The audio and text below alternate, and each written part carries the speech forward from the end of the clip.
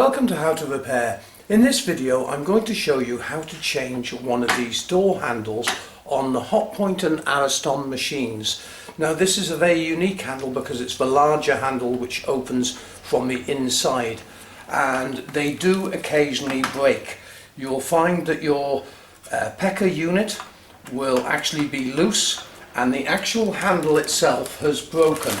Now the genuine kit comes out with the pin and the spring and the pecker.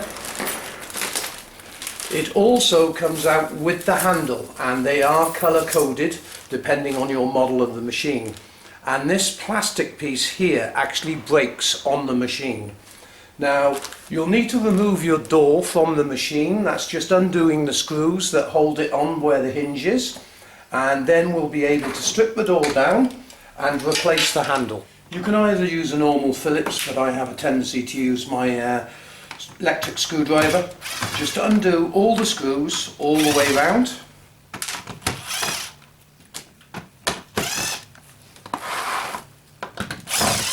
It's usually a good idea to work on a clean surface so you don't scratch the door, or put it on a towel.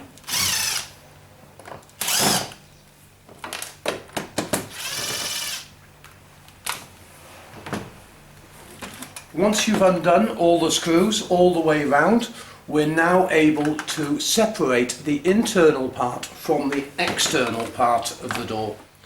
Once you've undone all the screws, just get your screwdriver, carefully go down and prise the plastic up.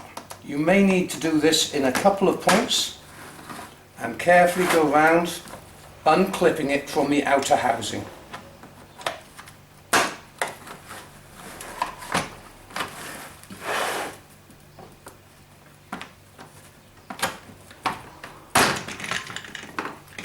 Then you'll be able to carefully remove the internal housing from the outer, and if I spin the door round for you, you can actually see that the plastic has broken here. I'll just zoom in for you.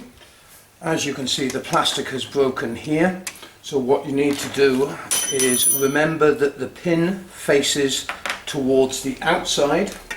Make a note of the way the spring goes on. So this goes behind the actual pecker unit, like that. You'll need to use a pair of pliers. Just move the pin backwards a little bit.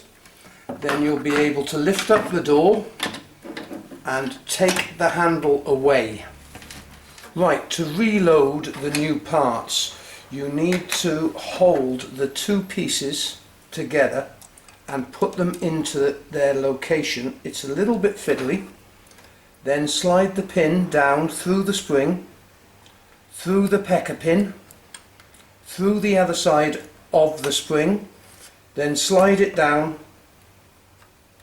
You'll need to push this down a little bit, take it into the hole, then you can drop this side of the pin down and slide the pin backwards until it comes all the way to the end. I'll show you once more in detail. As you can see, the hole on this side is slightly oval in shape. This means so the pin can go in at an angle. So we need to put this down, holding it together, slide the pin through the pin itself, through the spring again, sliding it down so it goes into the hole on the other side, then slide it through till you pass the distance on the other pin, drop it down and then push it up until it comes through to the plastic on the other side. So we'll need to push down a little bit.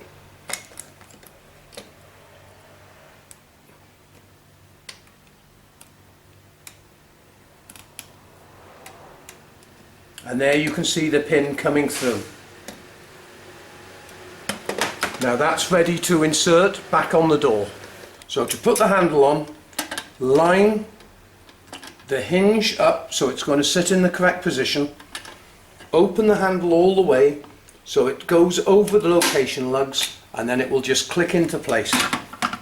We can now rest that down and putting the spring in this position, so as we put the lid down, the internal part of the door. This will cause the tension on the spring.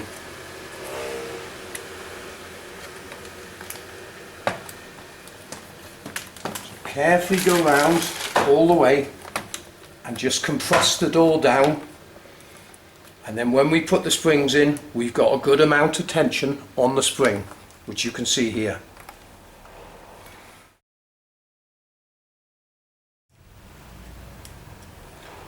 I suggest you don't use an electric screwdriver for putting this back together, because you do not want to over tighten the screws, as you could strip the threads in the plastic.